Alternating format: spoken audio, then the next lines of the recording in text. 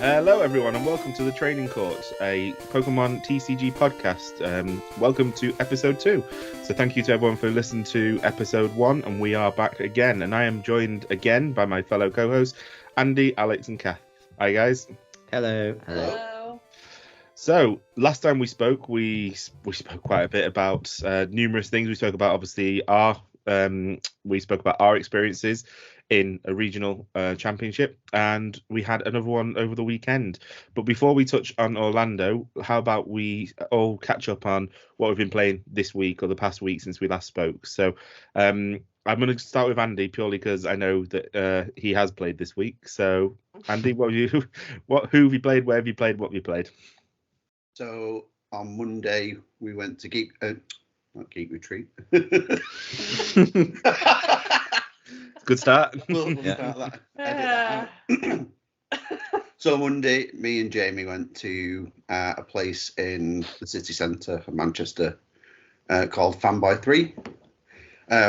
We've said for a while that we'd check it out and see what they're like for the tournaments there.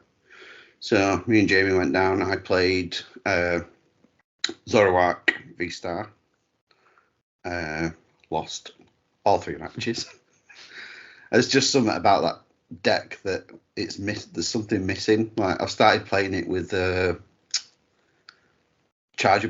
Charger Bug, but still I think it might be missing something. Because what was happening is I was getting stuff out onto the bench, but couldn't get Gape Drawbag out. What does Radiant Charger Bug do? So every time you attach energy from hand, either you or your opponent, you take 20. You take 2 damage counters. All right. So it's good in getting the damage onto Zoroark. So like the active. But it's not. So if you don't have either damage pumps or you Gape Job on. Yeah, because you'd never be attaching to Gengar, really, would you? No, the deck only plays 4 double turbo energy. So yeah, so I want to keep with it because I do like playing it. But does it need a Radiant, or is there just not a Radiant come out that's perfect for it? So you could use. Well, we've had Radiant Greninja for draw. Alakazam, yeah, I've tried that. Radiant Holucha that does the 30 extra damage to the VMAXs. So it's quite set up for. Have you ever tried Greninja for draw? I did at the very start, but you don't need draw. That's the thing, and I suppose you're only playing 4 DTE. It's the same as the new deck, isn't it? I did play a version where it was you play an extra few psychic energy, so you could attack with the Gengar if you wanted to. But no, and with Greninja as well, that's draw, and you don't really need that with Zoroark. It just changed through the deck. Turn 3, and you're probably on 20 cards. It's just the way the cards fall. So what kind of decks did you play against? So I played against a Lugia, which wiped the floor with me. That was Matthew, who came 21st in Liverpool. Yeah. Yeah, absolutely wiped the floor with me. So, like turn 1, both Archeops were in the discard pile within like 30 seconds. Yeah, and then I played what was the next one? I can't remember now. I played a Lightning Box, which was he had Jolty on VMAX. I think there was a Bolton. Yeah, I think he was just trying to counter all the Lugias that were being played. And the second one was Kyurem. Yeah. I sat next to you. I remember. Palkia, Kyurem, VMAX. Yeah. Yeah. Yeah. Which that one was really close. But he just picked me to the post at the end, right at the end. He rock sanded me, like he absolutely ruined me with it as well. I was top decking for about 3 turns, and then I got a research. By that time, I was too far behind. Yeah, it was definitely interesting trying out Fanboy 3 because we mentioned obviously in the previous episode we play at a place called Geek Retreat in Bury. We obviously wanted to try it out. We both work in city centre, so we tried it out, and everyone was really welcoming. But we came across people who had been playing for years, like Andy said, someone who finished 21st. Andy's first game was against someone who came 21st in Liverpool. I played someone who I actually played him. It's quite a funny story, actually. I don't think I've told you guys apart from Andy. So when it was Team Challenge, the Geek Retreat Bury were doing a kind of like Elite Four, so everyone had to play each other in Swiss, and then very similar to how it works in regionals, to basically win your spot on the team.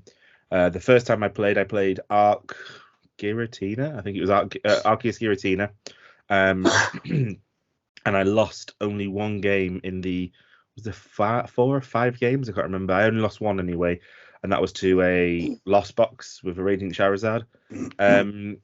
Then basically made it to Top Cut, got through the top 8, and then I actually came across the Lost Box again in the final. So the only game I'd lost that evening, or that day, sorry, was against the person I ended up playing in the final, and again tried to change things, couldn't. He just was able to get the win. Anyway, I actually played him in real life on Monday at Fanboy. Was that all right? Yeah, it was Ollie. I recognised his face, and when he recognized when we said obviously where you play, etc. Geek Retreat, he said, "I recognise you," and so, yeah, it was quite funny actually, and he beat me again, unfortunately. Again, he had Lugia, and it was and I was playing Mew, so I played Mew in Fanboy this week. Tried a couple of different things in my Mew deck this week, so I tried Crushing Hammers, because I thought if I come against the Mew DTE Mirror, there's nothing worse than losing your energy because there's no recoverability. So I thought 2 Crushing Hammers would be really good, and also against Lugia could potentially slow them down. And I also put in Heroes Medal as well, so I thought I can try and limit the 2 VMAX knockouts. At least I've got a fighting chance, with one prize card left.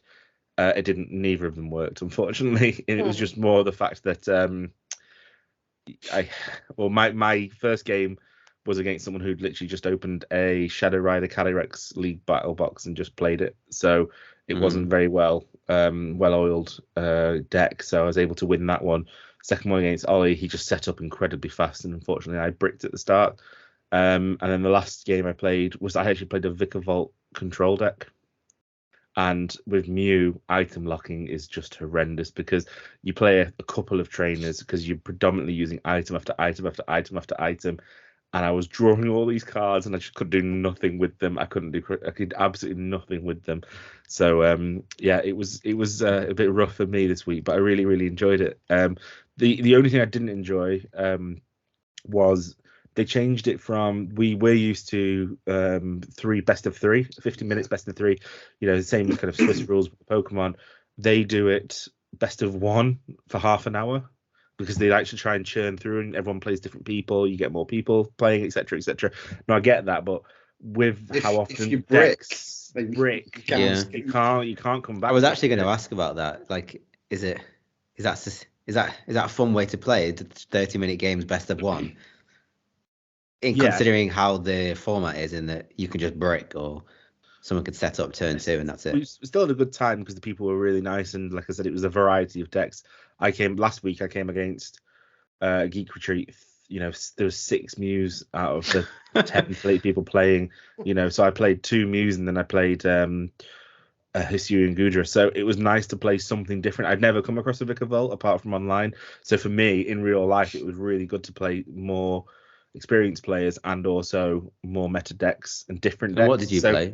I played what was Mew. your list? So my list was Mew, and I put some Crushing Hammers in there, and I put some I put the hero medal, etc. Last weekend I did try Lugia with Radiant Eternatus to bring Rapid Strike Urshifu VMAXs on board.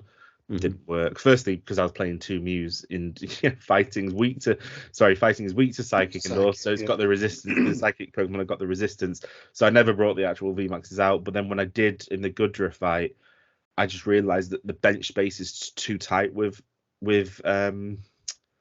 Lugia for the Radiant Eternatus. Maybe if you got rid of the Radiant Eternatus, but then had to include the Vs to evolve them, it would maybe work a bit better. But no matter what, you had to have 1 Lugia out, and then your 2 Archeops, and then you had to have the space for Radiant Eternatus and the 2 VMAXs. You don't have to get 2 VMAXs out though, do you?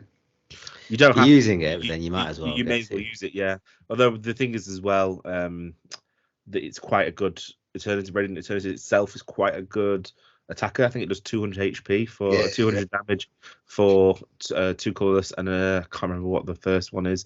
But obviously, I mean, you've got Archeops there, so Archeops makes the dream work. So it's just might need some tweaking, but I actually think single strike is still probably better for the Lugia Urshifu It's still deck. fighting, but you've got the Gengar coverage as well with Mew.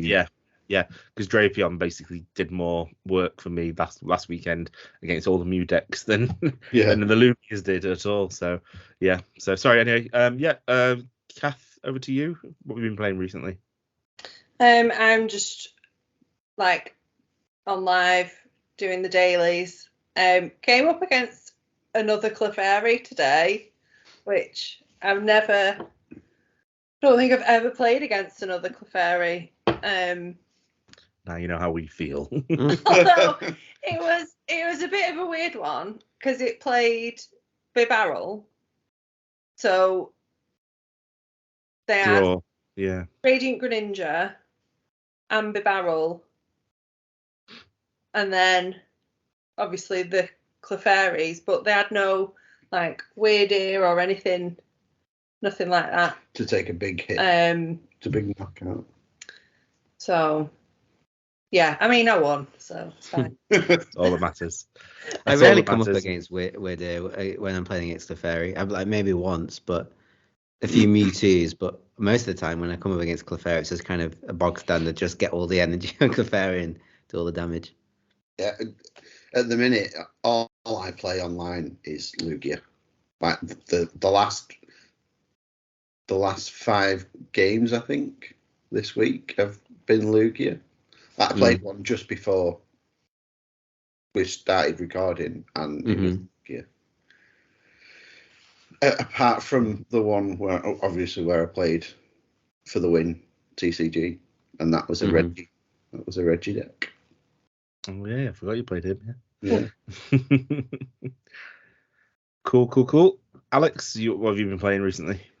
So since I've kind of not given up with Lost Box, but I'm kind of giving it a break and moving over. I tried the Radiant Eternatus. That was the first deck that I tried after Lost Box. Radiant Eternatus with just Flying Pikachu and Duraludon, but I don't know. I couldn't really get on with it because you have to get it out first turn. If you get it out anything other than first turn, then it's kind of doesn't feel great.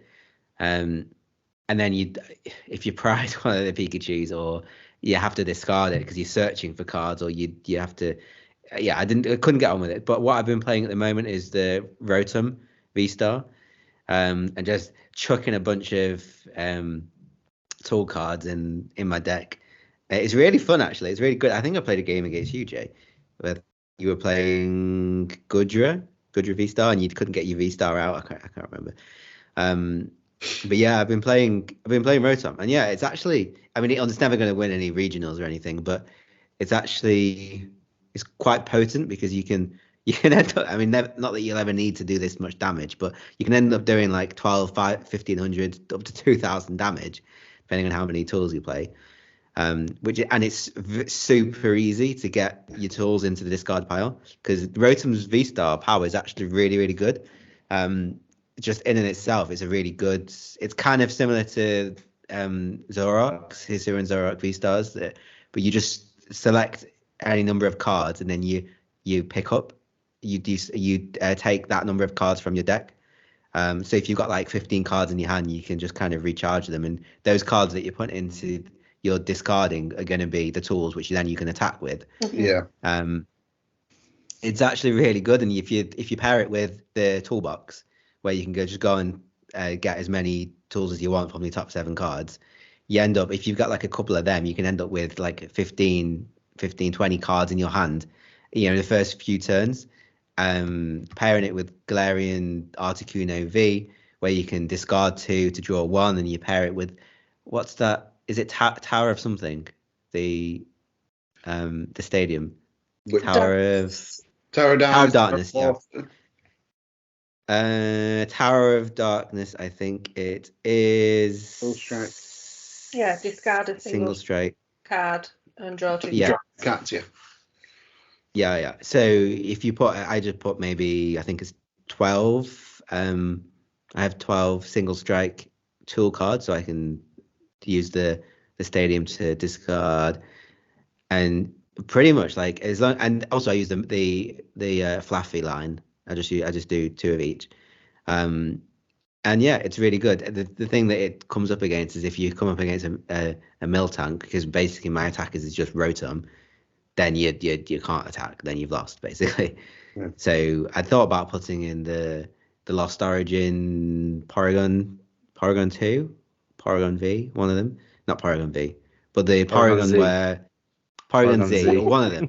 I think it's the stage 1, which is Porygon 2, I think, and which it does 20 times the amount of tool cards you have in your Lost Zone. So Rotom V-Star is take the cards from your discard pile and put them in your Lost Zone. Take the tool cards and put them in Lost Zone. The amount of tool cards you put in is 40 times plus 80 base damage.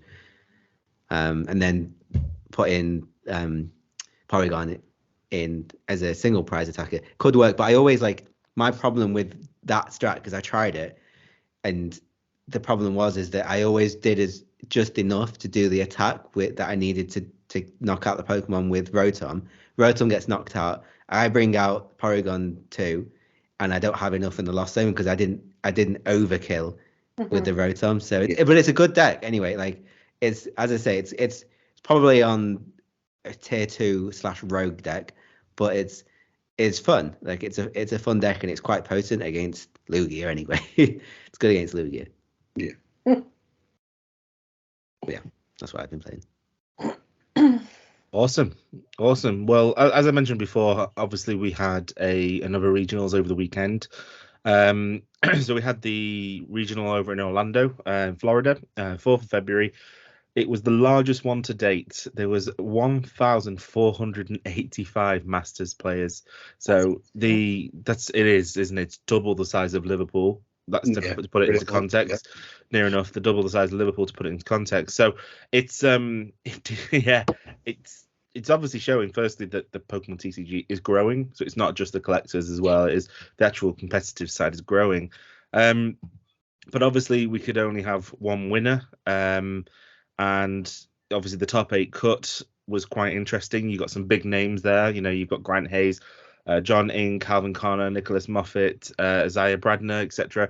And out of those 8 decks, 6 of them were Lugia. so we spoke last week about the fact that Lugia had only won 1, and it was Tord. Tord won that. So obviously the international championship.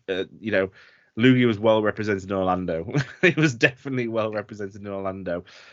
So the final was a mirror match between Andrew Hedrick and Isaiah Bradner. And unfortunately for Isaiah Bradner, he just could not get that win. So the win went to Andrew Hedrick.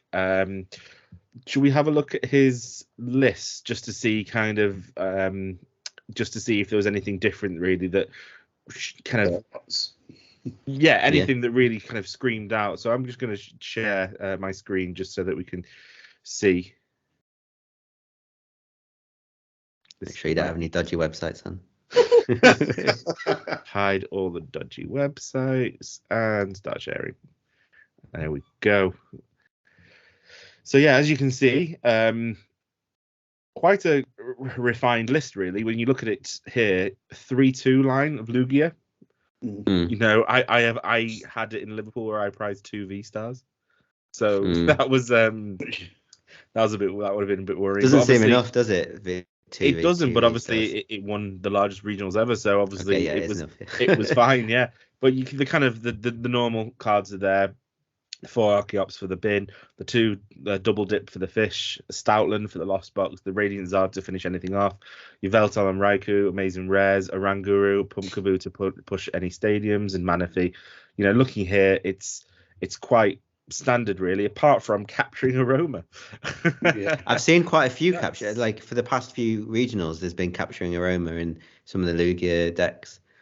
I mean, I think that's going to be I think it's going to be a big card going into post rotation, because obviously we've not got evolution in sense. We've got no evolution in sense. We've got no quick ball. Got nest ball, but it's just not the same. So capturing Aroma, I think, could be a 4 of in the deck, but it's just for me. If I wanted to use capturing Aroma, I'd be in a position where I don't need it. It's not a necessity for the basic. It's either or. I'd benefit from either. Otherwise, it's going to be quite difficult. But quite interesting. And obviously, the big thing we mentioned before, especially last week, was the inclusion of Irida. So obviously, Irida can come and get you an item. So it can get you the choice belt. It can get you the lost vacuum. It can get you the echoing horn, and it can also get you your Manaphy and your Luminion, which can then obviously go back into the deck. So overall, nothing massively. There's a wash energy. That's I don't see many wash energies actually. And no, predominantly the way I ran it was 4 powerful, 4 Aurora, 2 capture, 2 double turbo, and then I ran 2 V-Guard speed, and I put hiding energy for the Veltal instead of heat, because I mean the heat energy is nice. It adds an extra 20 HP to the Charizard, but realistically, when you're coming against a lot of things, if you're coming against Cramorant, it takes the knockout regardless, because of the weakness 220. So that extra 20 HP didn't really help. Whereas the hiding energy was quite good for me if I got your Veltal stuck out and I was able to put it on its free retreat. So overall, did you ever run into playing Lugia? Did you ever run into Pokemon taking out Manaphy on the bench? Like a Sableye or something like that.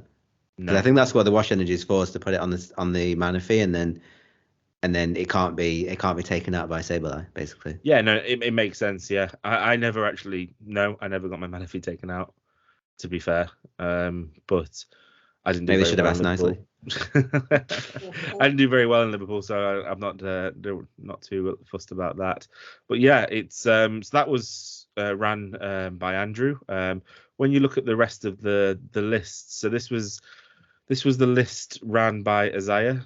But if you actually look, it was ran by the 2nd place, the 5th place, the 6th place, the 19th place, and the 29th place. So you've got Gabriel Smartgen is the exact same deck list. So if you look at this one, this one plays Dunsparce. So that's one of the big differences, really. Obviously, you've got the protection. Again, speed energy for the draw for the Raikou. Heat energy again, but no wash. No capturing Aroma. A pretty bog standard list. Still the same amount of Lugias, though. Without a Hisuian Heavy Ball or Peonia, I'd be really, really nervous, to be honest, running 3-2. So I think when I was playing Lugia, I played a 3-3. That was the least. I did start a 4-3 and then I went 3-3. I played 3-3. Yeah, I played 3-3, and then I also played 3 Archeops as well. See, I played 3. 4. I think 4 can be a bit overkill. Maybe they're thinking about bench space as well, because you have, say, if you have 2 V-Star on the bench, then you have your 2 Archeops. That's already 4. You probably would have Stoutland maybe at the beginning. You maybe need Dunsparce, and then you maybe need Manaphy, and you're going to use Raikou. Maybe there's not enough bench space. Maybe that's why. Yeah, I mean, realistically, the Lugia V-Star, you only ever really attack with 2. You maybe get one going for the Summoning Star, and then you get another one built up for kind of like towards mid to late game, and then you're coming in with the Raikou, the Yveltal, the Charizard, the Stoutland. Even a lot of people are attacking with Luminion, which is really good to see, because it gets all the resources back in, takes the V off the bench, etc. I think the 4 Archeops is mainly so that because you're going through your deck, you're always looking for something. I suppose if you've got 4 Archeops and you're able to get all 4 of them in the discard, all of a sudden your Ultra Ball choices, your Lost Vacuum choices, your Quick Ball choices, your Aurora Energy choices, they're fine because you've just get rid of the Archeops. It's an easy way to get it out and just thin your deck out, thin your deck and get it out. So yeah, but then maybe thinking about it, like if you're just using it as an easy choice to thin out your deck with an extra Archeops in it, like that extra Archeops could have been a useful card that you don't need to just go and search and thin out your deck. Like I that's the thinking I did for Liverpool, but it didn't work, and these people came in the top 8, top 30 of a regional in Orlando. So I think they know better than me. Yeah. So then looking at the remainder of the deck, I mean, you look at the spread, and it's pretty phenomenal. 34.64% of the decks were Lugia. The rest were kind of split between Lost Zone, Box Mew, Genesect, a couple of Arceus decks, assuming Gudra decks. Not many control decks. Again, it just kind of goes to show that these people, especially like the Vicar Vault, they're here to purely disrupt your day and hope you have a bad time. Sounds like this is kind of death. So yeah, looking at Andrew Hedricks, looking at his recent wins, he obviously came first in Orlando this year, October. He came 5th running Palkia Inteleon at Peoria. I'm pretty sure Piper won that one with Lost Box with Charizard. Yeah. And then you've got, he's done really well. He's consistently finished in it looks like the top 50 realistically if you take away the NAIC. But he's done fantastic really. So he's a good up and coming player. So it's really good to see him. And you could see, if you guys all watched it, you could see the heartbreak in his eyes at the end of the match. I think he just collapsed on the desk. It is tough. It is really, really tough. If you look at Isaiah's stats, he's just so close but never gets there. He obviously second. So if we go back from most recent, you're second in Orlando, 5th in Ontario, second in NAIC, which is when obviously Andrew came in the top 50. He did win the online championships, but realistically going back to 19, he's kind of always been around the top 20 consistently, really. So he's a great player. It's just what did someone say? Was it Chip who said always the bridesmaid, never the bride? Yeah. Really harsh for him. I actually quite like Isaiah. I know there's been some controversies surrounding him. However, I quite like him. I like his decks. He was a stout Palkia Inteleon fan. You can see here, Arc Inteleon, then it's Palkia. So he did try Lost Box and Peoria, but then went back to Palkia. So I've always really, really enjoyed him. But looking at the rest of the top 8, I'll just go back to results. Looking at the rest of the top 8 and even the top 20, you've got some big names, and the ones that really, really stick out are it's all Lugia, pretty much. You've got one control deck in Yveltal Control, which I believe Azul was also running as well. He was on stream. Did you see him? He played John Ing. That was a rough matchup for him. He was just unlucky, but that was rough. But Lugia really, really took over Orlando this time. The one I want to focus on, well, given that we've got Alex, I was going to say, how about we look at the Lost Box, seeing as Alex likes talking about Lost Box. So he likes I don't have 3 hours spare. I mean, I fast for every Lugia Lost Box matchup, I fast forwarded through on the stream. So if we're going to be talking about Lost Box, I'm just sick of Lost Box. Fast forward. Go on, Alex. We'll let you have 5 minutes. Let you have 5 minutes. So this is the Lost Box that came 5th. This was my Nicholas Moffat. On the top of my head, just looking at it from not a person that doesn't play Lost Box, the Zigzagoon and Ice Cube, quite nice inclusions, and then the Wash Energy as well. But apart from that, it looks relatively standard. Anything that sticks out to you? Yeah, I mean the Ice Cube. That must be. I mean the Zigzagoon is pretty much in every Lost Box, but the Ice Cube Not yours. No, I used Ice Cube as well. No, you didn't Zigzagoon. use... Zigzagoon, yeah. Never saw it. The Zigzagoon, yeah. Yeah.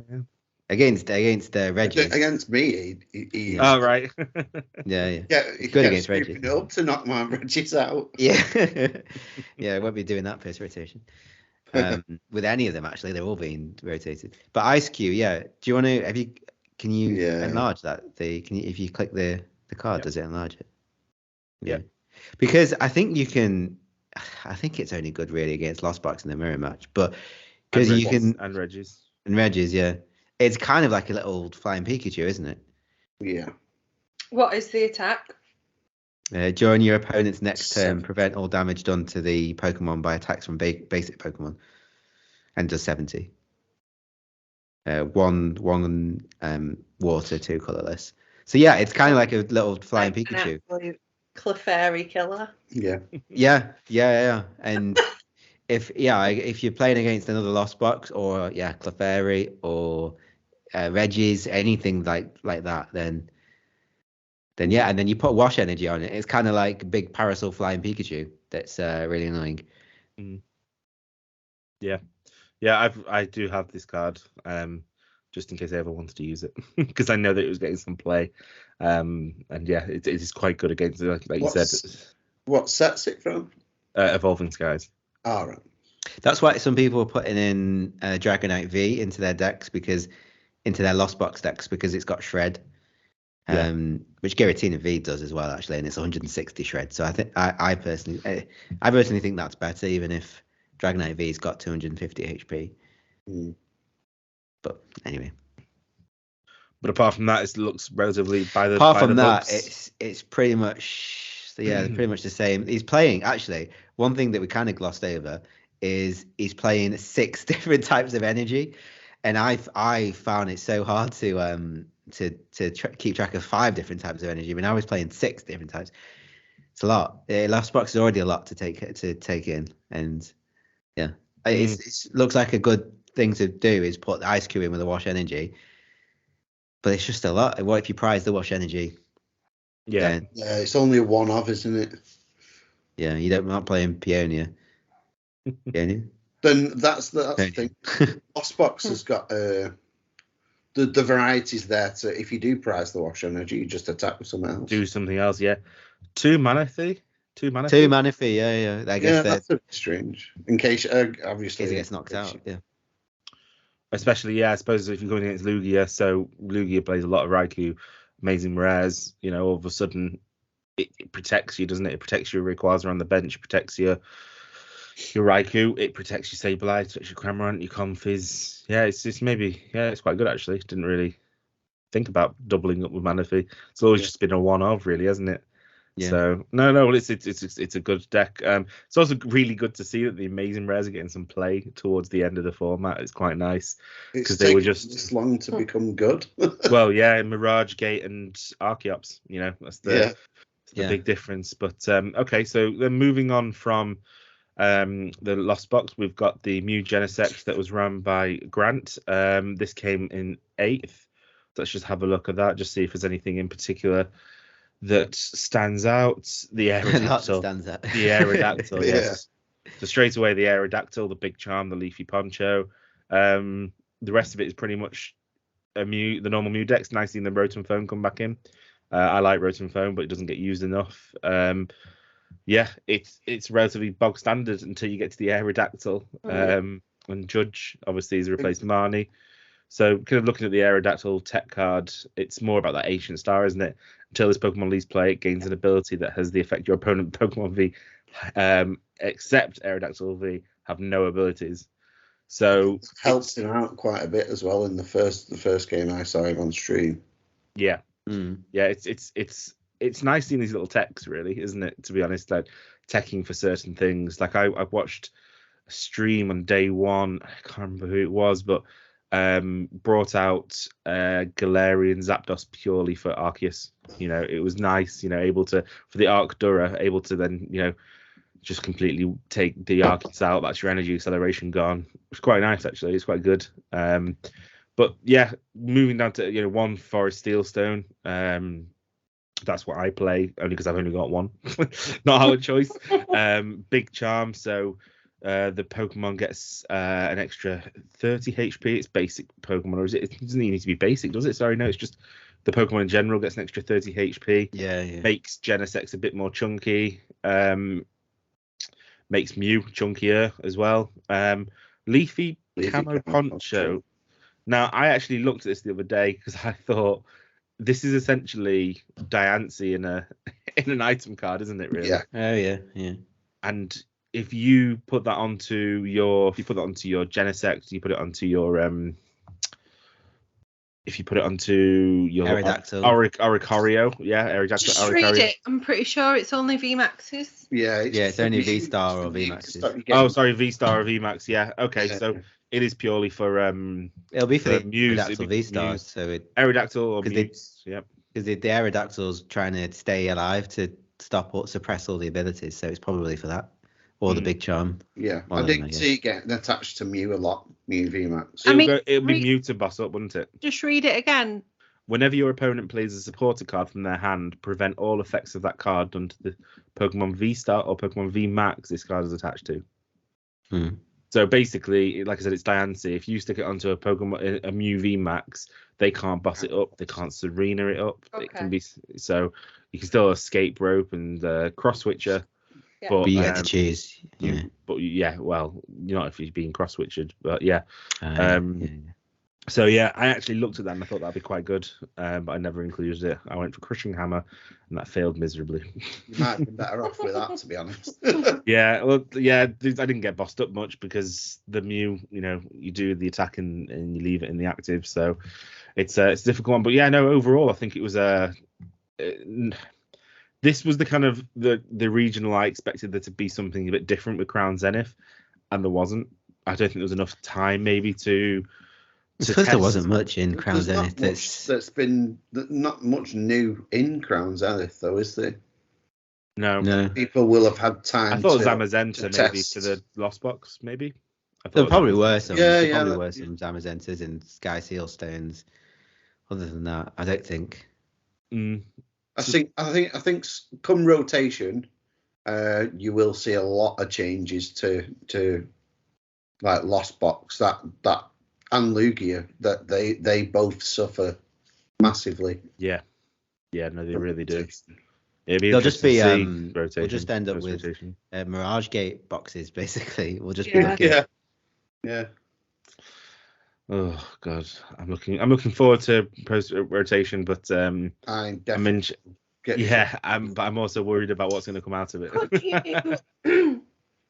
Could you? I can't wait to build a sorry. Huh? Could you put Mirage Gate in the that Rotom V-Star that puts tools in the Lost Zone? Puts 7 cards in the Lost Zone. You need to use Mirage Gate. Yeah. Just put 7 in, and then you can start using have any other attacker, another Pokemon, and use Mirage Gate. Yeah, you can like effectively get 10 in the Lost Zone on turn 2 if you can get all the tools. Yeah.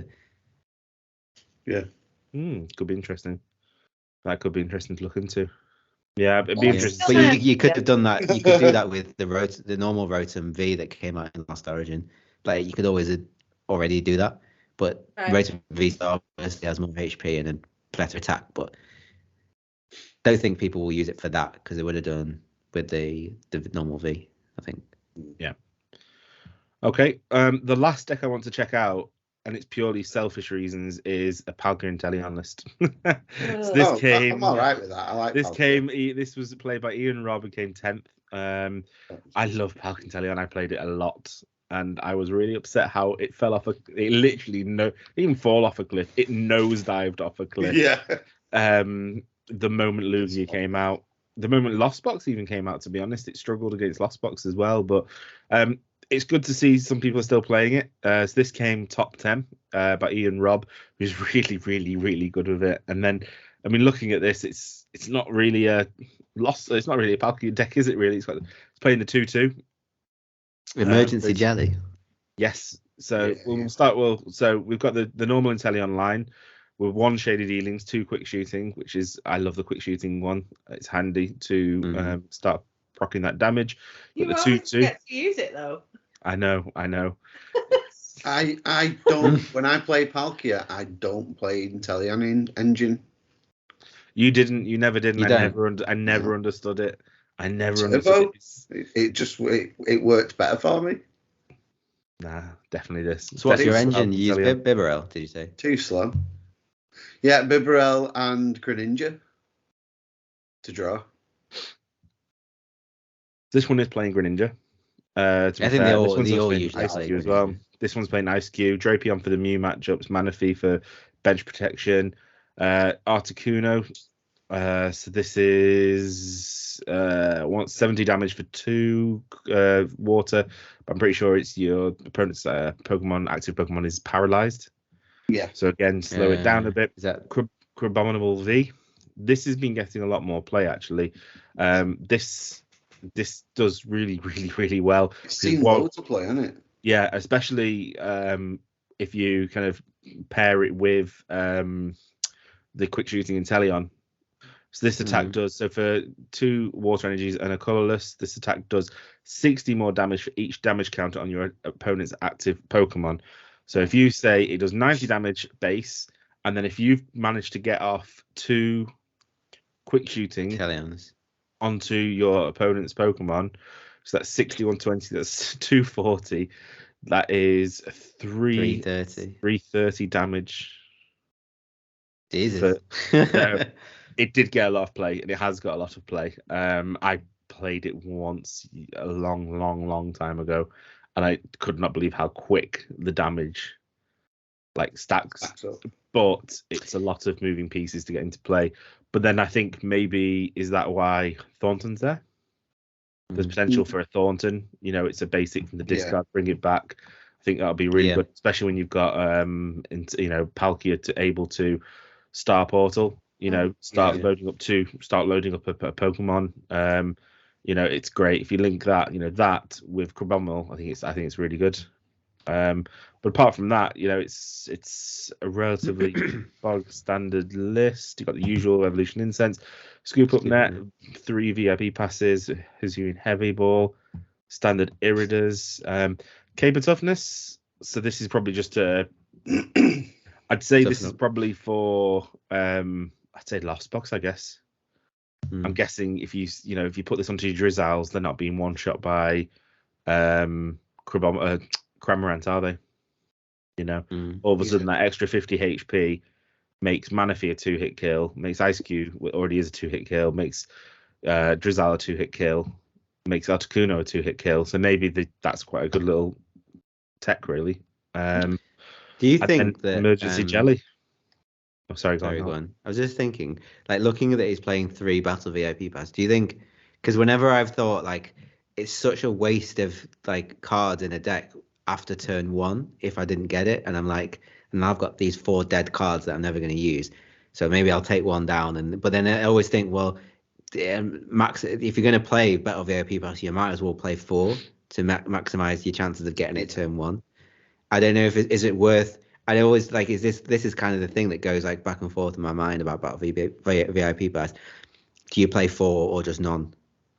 I would probably play 4 and get rid of the Cape Toughness. Yeah, I think that Cape Toughness has got more utility than a Battle VIP pass.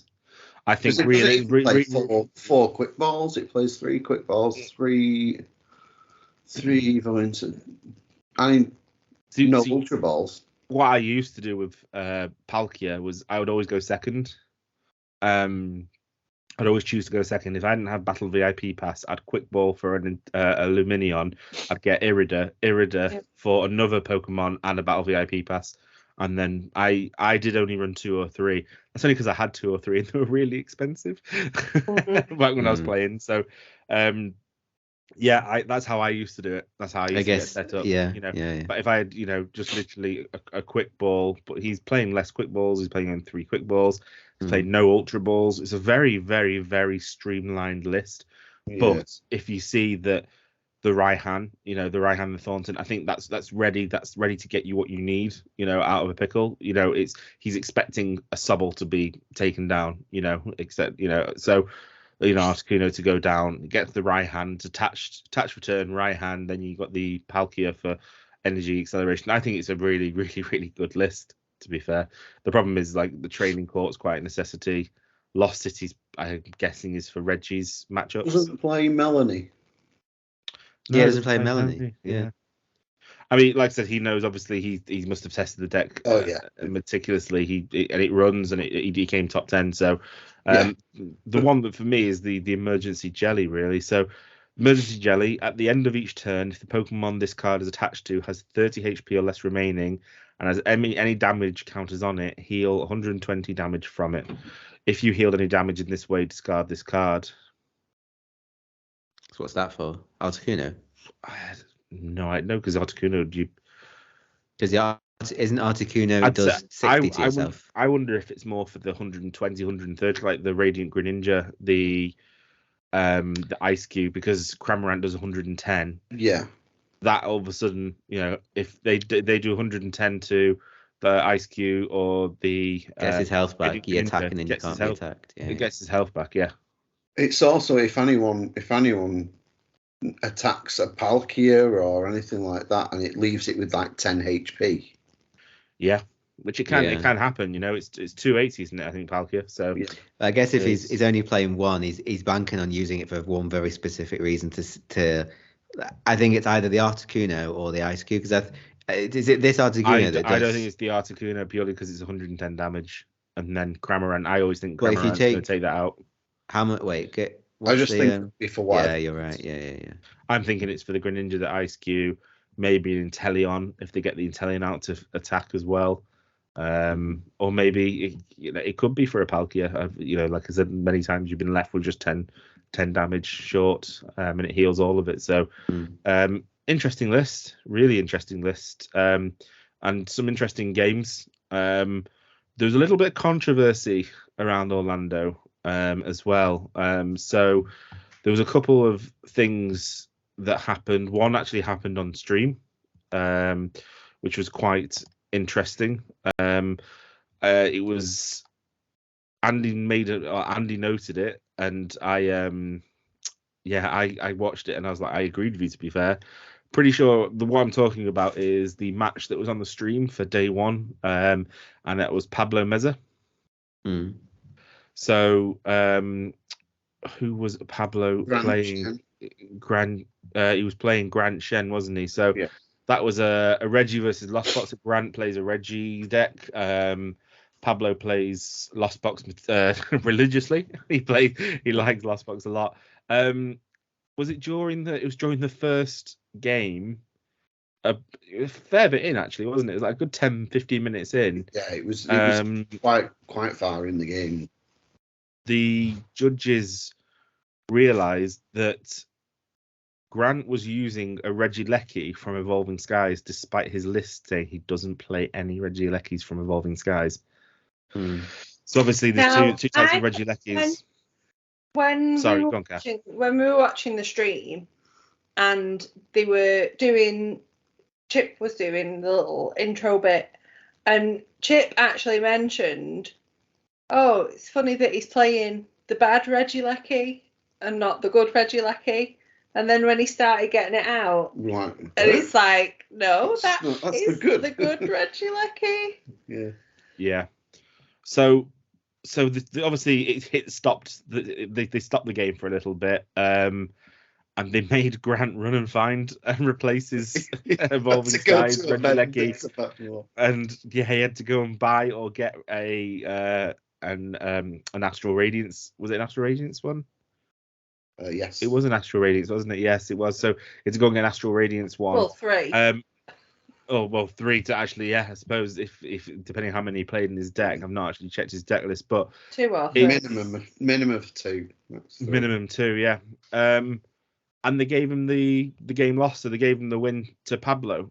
But we had a kind of discussion about this, and I kind of agree with Andy that especially on stream, shouldn't that have been a disqualification? Because it's blatant. I mean, it's not just the fact that it happened in this game. Yeah. It's not the fact that it happened in this game. He was 3-0 by then. What if he had won the first 3 games by that? Because of that Reggie Lucky? Because of that, exactly.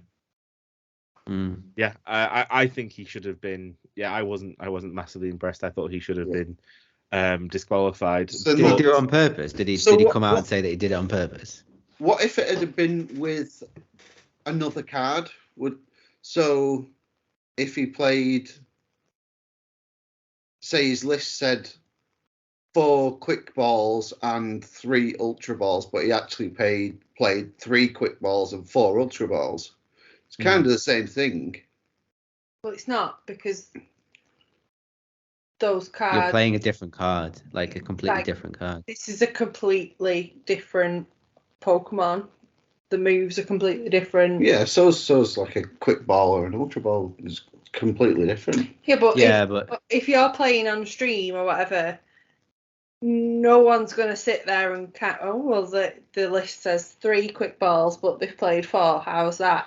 But when someone says, I'm playing this Regieleki from Astral Radiance that everyone knows is bad. And then, you've got the good one though. Yeah, well, I think definitely should have been disqualified. But... Yeah, I'm quite surprised he wasn't, to be honest. Do you reckon it's the fact that they were trying to save face, maybe?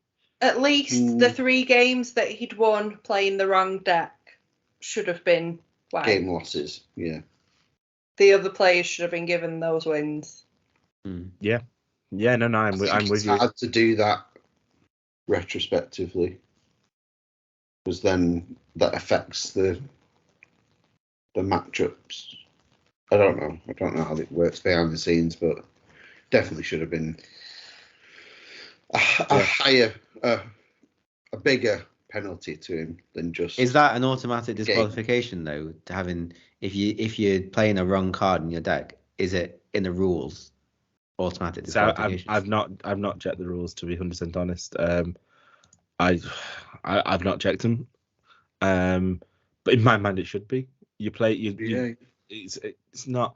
It can be an honest mistake, and I'm not coming out saying Grant has been cheating, but it is that an honest mistake can still be cheating. You know, it's whether cheating. They define cheating as it intentional, has to be with intent. Yeah. Yeah. But and I don't think it was intentional. It was not intentional, but yeah, like Pablo was saying, it actually it hurt him even more that he went and changed it. Yeah. With the Regielekis he played in the end. Yeah. I mean, he did finish 119th eventually, so he made it. I think he made it to day 2, so I think he would have made it to day 2. I reckon his head probably would have gone after that. It'd be very, very difficult. Yeah. Very, very difficult. If that was you, I'd be throwing tables, mate. Yeah, no, you would, wouldn't you? But then, okay, so then moving on from Grant, it's since come out that there was another issue with a deck, and it was actually Tord Reclive. He came out the following day, and he did tweet saying, a couple of people have asked me why my RK9 list didn't have Clap Stadium, while the list I played did. I didn't even realise my mistake until last night after the lists were publicly released. I stupidly forgot to hit submit button. Apologies for any confusion. So he played. So looking at the two lists, he had a Collapse Stadium in one of his lists. He didn't submit it. He then basically submitted the wrong list. Submitted the wrong list, hadn't he? Yes, which had. I guess it is an honest mistake. And Todd did drop. He wasn't well, I think. He did drop, yeah. But the thing for me, these are not first time players. Yeah, no. I mean, we did it. Not we were first time players. I know what to do. And we did it right. We were meticulous, weren't we? The night before, we literally went through everything. The night before, we meticulously went through our lists and made sure we were submitting the correct cards. Yeah. This is their job. And even This is even their that job. Ultra Ball, I was like, oh, there's an Ultra Ball. I'm playing with an Ultra Ball from Sun and Moon, and it's not coming up on the list. And with like Chris with Judge, when he asked us for a Judge, like that is you have to get that right first time. It's so again, what about the people? I know he dropped eventually, but what about the people that he beat by using the collapsed stadium? Yeah. You know, he did. Someone on Twitter did ask him, "Did you not get deck checked the entire event, or did they just miss it?" And he said, "I was not deck checked." Honestly surprised the commentators didn't notice it either during the stream match, since they have access to the list. None of us were deck checked. None of us were deck checked. I think it needs Sleeves to be weren't more. checked. I think it needs to be more commonplace now. Yeah. And you know what? As well, they need to be more commonplace. It's hard to do though, because 1,500 people deck checking every one of them. It's not going to happen. They just need more resources to do it. I guess they need the to people on stream. The people on stream, I would expect, and maybe just random spot checking. The people on stream, they should probably have their decks checked by the judge before they. Two judges sat there with them, seemingly Exactly. doing nothing. Yeah. And you know what? As well, I mean, I think who re-sleeved? Was it just me and you, Dick, or was it Jay? I bought new sleeves for the event. I bought new sleeves as well, and within maybe a couple of games, they were exactly the same as how they were before. They were just all bent at the corners, and no one checked. Yeah. No, I think, yeah, there's been some controversy, hasn't there, around the game recently. There was accusations thrown around that Andre Chiazon had been cheating this event. I've not looked into that too much. I'm gonna have a dig into that eventually. You know, there was the whole Isaiah Bradner. You know, I was talking about Isaiah beforehand, but he was under some scrutiny a couple of months last year when he doubled it off an Irida, wasn't it? I think he got some. He got 2 items off an Irida. He got 2 items off an Irida. At the end of the day, we are human beings. You know, we make mistakes in our job. This is their job. They make mistakes, and they're under a lot of pressure. You know, especially being on stream, etc. But surely Pokemon should be there to assist and make sure that doesn't happen. You know, like if they'd caught Grant, if they'd done a simple deck check before the stream, 15 minutes before the stream, just literally went Pokemon, trainers, items, support. Well, sorry, Pokemon items, energy, and just looked at it to the list. They could have told Grant, this is the wrong one. Go and get it now, and it wouldn't happen on the middle of a stream. That still doesn't make the overall issue right, though, does it? It doesn't. No. 3-0 with the wrong cards. Yeah. It's difficult, and I think you can't go in and everyone like literally queue up and then everyone gives the deck and the deck list and then someone goes through. It would take a ridiculous amount of time. It would, yeah, it would. But there's got to be more deck checks. I think the fact that from what I see and from what I read, there's barely any. They should start doing some more. So all of a sudden, then the fears in people. Then I know it's honest mistakes, but then all of a sudden, people are not because maybe there are people out there who do it on purpose. Yeah, it just goes to show how many other people did it intentionally. Yeah, but if the worry of a deck check is there, because I don't think there is a worry of a deck check. You know, they don't need. I thought that you had to submit your deck when you go. No. They've not got enough submit staff your there. list.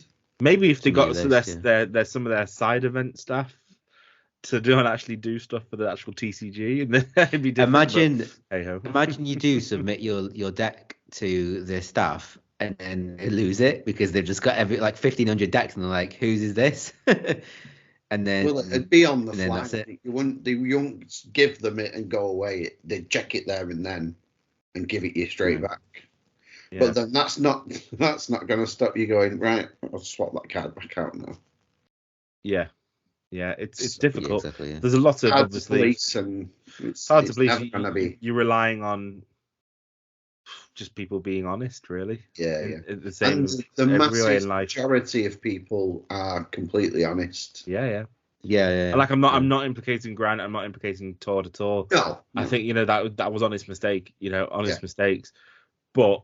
It's the outcome. If you had lost to that collapse, you were playing Regis and you'd lost to Tord, and it was because that collapsed, or if you were playing, say if Pablo had lost, or the people that had lost to Grant in the first 3 games, and it was because of that Regieleki, you'd be fuming. You would be absolutely seething, wouldn't you? Yeah. Be like me after my 3rd match in Liverpool, just tilted to the beyond repair. So okay, it's the result. I was more a bit baffled by. Fair enough. They've made mistakes, but it was more the result of just go and get the card and you're fine. Yeah. Should have lost the round at least. He did. It went to a game loss. No, you mean the whole round? Yeah. Well, I'd maybe think his first 3 should have been written off. Then he then basically starts at 4-0. Well, sorry, no. He'd have dropped anyway. You would have dropped to that point. Yeah, you would have. But hey ho. But I think that's a relatively decent, comprehensive look at Orlando. We do have another tournament this weekend. So we've got the Oceania International Championships this weekend.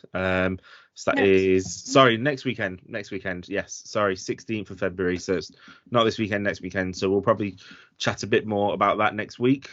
Just look at kind of what decks we think are going to be prominent. Anyone to look out for, etc., etc. That'll be all Lugia again. Lugia lost box. Yeah, exactly. Yeah. I was honestly thinking, like, see how Lugia changes. I was talking to one of the guys who we play at Geek Retreat, and I was just like, I don't know what to play on a weekly basis, and I'm probably just going to go back to Lugia because it's a bloody good deck. It is the best deck in format. You can't argue with it. You can't argue with it. You can play other things. You can play, Palkia. I might go back and play Palkia. Play loads of other things. But then in the end, I'm back in my mind, I'd be thinking I would have won that if it was Lugia. It's one of the best decks, unfortunately. So I might be building my Lugia deck again for this weekend. I might build Palkia again. I think that'd be quite good. Yeah. We should have a Palkia. Thing is, though, now people limit the bench massively. Apart from you. Apart from Lugia. Lugia sometimes. A lot of the times I used to just have the 2 Archeops on the bench, and maybe the Lugia in the active, and then once one came down, because you're never really worried about the amount of energy you've got for the retreat, and it's only 1 retreat for Archeops. It was like, well, I can then get the Raikou out attached for turn, and then I can double Primal Turbo. So it was never a worry about getting the Archeops. So I did actually used to limit my bench, and that was purely for purely for Regis. I tried to limit. I always used to play Collapse Stadium to try and limit Regis as well. But I think I think I'm going to already build the Lugia deck this weekend again and probably give it a go. This time with a Skylar or an Irida. I'm going to try one of those 2 because I've never tried one of those 2 in it, and I wish I had for Liverpool. Anyway, moving on to the next segment of our podcast. It is RTFC. So as Kath mentioned last week, that stands for Read the Flipping Card. And we every week we're going to choose a card that we just take for granted that we know what it does, but when you actually read it, it completely changed the game, or just changed our opinion of it, or just didn't change anything. We just actually read the card. We actually had to read the card. So I think this week Alex has one, and that's from his experience at Liverpool. Yeah. So the card we've chosen is Oranguru. The Primate Wisdom Oranguru, and the ability says once during your turn you may switch a card from your hand with the top card of your deck, then it's got an attack wrap down for 7 to 3 colorless, which nobody uses really. But yeah, the reason that why we're bringing up Oranguru is because I play a lot online on live, and it kind of just does it for you. It highlights what you need to do, and you click it, and it's done, and you don't really pay attention. But then when I came to Liverpool, and I'd played with Oranguru a lot, and actually no one pointed it out until I played this one guy in maybe my 3rd or 4th game, and I was Oranguruing, as you do. and when I Primate Wisdomed, what I did is I then would pick up the top card and then put a card down on the top and swap it. And then I played against this guy, and he was like, you should put the card down first. Like, you should choose what card you want, put it down in front of you, and then pick up the card, and then put that card down, because then you can, because the actual card, what it says is you may switch a card from your hand. So the implication is you're switching it at the same time. So you can't possibly know what the card is before you do it. It's doing it at the same time. And I'm guessing, and I actually can't remember, I've played maybe 1,000 games on live. I've played a lot of games on live with Lost Box, and I can't actually remember how it does it, but it probably then does like at the same time and switches it. But yeah, that's what I learned, and I did it like for the rest of the day. I did it the proper way. But yeah, I never knew that that's what it was. If you pick the top card and look at it first, that might change what you're going to switch it with. It did, yeah. I always would choose what to put down based on what I picked up. Like, I used that information. I wasn't cheating. That's what I thought that how it worked. But I was using that information. I think it says you may. Does it say hand first? Switch it from your hand. Yeah, it says once during your turn, you may switch a card from your hand with the top card of your deck. Yeah, so it is switching. So take it out of your hand. Yeah. Then take the Yeah. Otherwise, one thing I've learned about the TCG is read the card, but read the card. But like, the wording is very, very important, because if it states, it has to state that you have to pick up the card first. Like, I can't remember. There's some other cards that say things like if X, then Y, basically.